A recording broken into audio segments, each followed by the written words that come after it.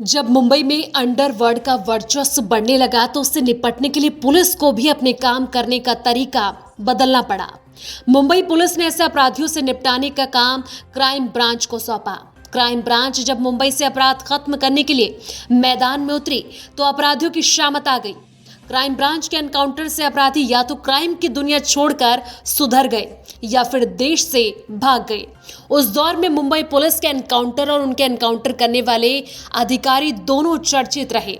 Encounter से जहां मुंबई में अंडरवर्ल्ड की जड़ें कमजोर हुई, वहीं इन पुलिस अधिकारियों का पद और कद भी बढ़ता रहा।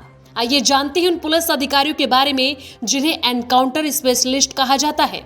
हाल के दिनों में ये नाम काफी चर्चा में रहा है।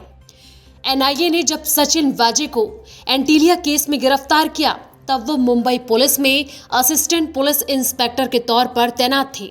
वाजे पर रिलायंस इंडस्ट्रीज लिमिटेड के मालिक मुकेश अंबानी के घर के बाहर विस्फोटक से भरी गाड़ी रखने की साजिश का आरोप है। साथ ही इस मामले से जुड़े गवाह मनसूख हिरेन की हत्या का आरोप भी इन पर लगा है। वाजे का जन्म 22 फरवरी 1972 को महाराष्ट्र के कोल्हापुर में हुआ था और 1990 में सब इंस्पेक्टर के रूप में वो राज्य पुलिस सेवा में शामिल हुए। वह पहले गढ़चिरौली के नक्सल प्रभावित इलाके में तैनात थे। 1992 में वाजे को थाने सिटी पुलिस में स्थानांतरित कर दिया गया। इसके बाद वाजे को मुंबई पुलिस की एलिट क्राइम इंटेलिजेंस यूनिट में काम करने के लिए चुना गया। सचिन का करियर 30 साल का रहा, जिसके दौरान उन्होंने मुन्ना नेपाली जैसे कुख्यात गैंगस्टरों सहित 63 बदमाशों का एनकाउंटर किया। दया नायक 1995 में मुंबई पुलिस में शामिल हुए थे। उस समय मुंबई बॉम्बे के नाम से जाना जाता था। नायक 1990 के दशक के अंत में एनकाउंटर स्पेशलिस्ट के रूप में प्रसिद्ध हो गए थे। नायक ने अपनी पहली मुठभेड़ में छोटा राजन गिरोह के 2 सदस्यों का एनकाउंटर किया था। डिटेक्शन यूनिट के सदस्य के रूप में उन्होंने मुंबई अंडरवर्ल्ड के 80 से अधिक गैंगस्टरों को एनकाउंटर के दौरान मार गिराया था। 2006 में आपराधिक संबंधों और आय से अधिक इनकम के आरोप में नायक को अस्थायी रूप से निलंबित कर दिया गया था। जब भ्रष्टाचार निरोधक ब्यूरो को उनके खिलाफ कोई सबूत नहीं मिला तो उन्हें 2012 में फिर से मुंबई पुलिस में बहाल कर दिया गया, जिसके बाद जनवरी 2024 में नायक को नागपुर ट्रांसफर कर दिया गया। नायक ने कथित तौर पर नागपुर जाने से मना कर दिया था। वजह थी अपने परिवार की सुरक्षा। इसके बाद फिर से जुलाई 2015 में उन्हें निलंबित कर दिया गया। अगस्त 2015 में तबादले के आदेश को रद्द कर दिया गया था और नायक को जनवरी 2016 में फिर से बहाल कर दिया गया। इस पर ऐसे तो कई फिल्में बनी हैं, लेकिन नाना पाटेकर द्वारा अभिनीत अब तक 56 फिल्म दया नायक की जिंदगी पर ही आधारित है। उत्तर प्रदेश के आगरा में जन्मे प्रदीप शर्मा मुंबई के एनकाउंटर स्क्वाड के प्रमुख नामों में से एक हैं। इनके नाम पर सैकड़ों एनकाउंटर दर्ज हैं। प्रदीप शर्मा 312 बदमाशों के एनकाउंटर में शामिल रहे हैं। अन्य एनकाउंटर अधिकारियों की तरह ये भी मुंबई पुलिस से सस्पेंड और बहाल होते रहे हैं। 31 अगस्त 2008 को शर्मा को भ्रष्टाचार के आरोप में मुंबई पुलिस से बर्खास्त कर दिया गया था, लेकिन निर्दोष साबित होने के बाद 16 अगस्त 2017 को उन्हें फिर से बहाल कर दिया गया।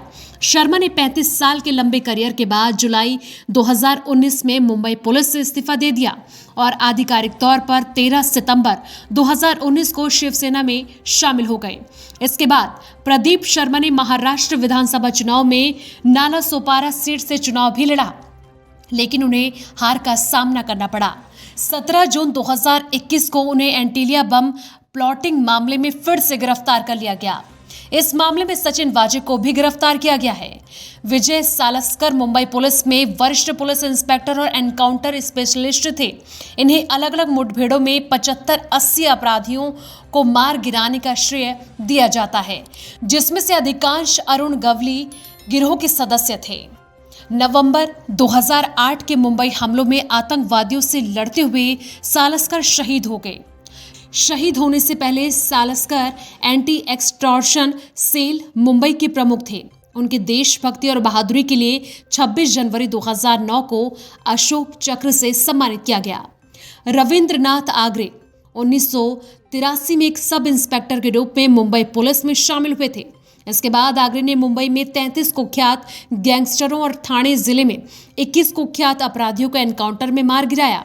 आंग्रे की विशेष उपलब्धियों में मांचेकर गिरोह के सरगना सुरेश मांचेकर का एनकाउंटर, मुंबई में अमर नाइक गिरोह की कमर तोड़ना शामिल है। इसके साथ ही महाराष्ट्र पुलिस के अब तक के सबसे बड़े हथियार बरामदगी भी रविंद्र नाथ के नाम से ही दर्ज है। इन हथियारों की जब्ती 1998 में हुई थी। इनमें 11 AK-56 राइफल, 2000 से अधिक गोला बारूद और लगभग 200 हथगोले शामिल थे। 2008 में आंग्रे पर एक बिल्डर ने जबरन वसूली का आरोप लगाया था, जिसके बाद उन्हें सस्पेंड कर दिया गया था। 2011 में ठाणे जिला सत्र न्यायालय ने आंद्रे को सभी आरोपों से बरी कर दिया गया, जिसके बाद उन्हें फिर से मुंबई पुलिस में बहाल कर दिया गया था।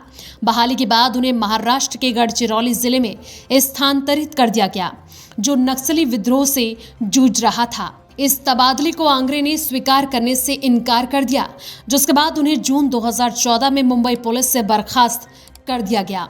इसके बाद आंग्रे नवंबर 2018 में औपचारिक रूप से भारतीय जनता पार्टी में शामिल हो गए। Bureau report, V news.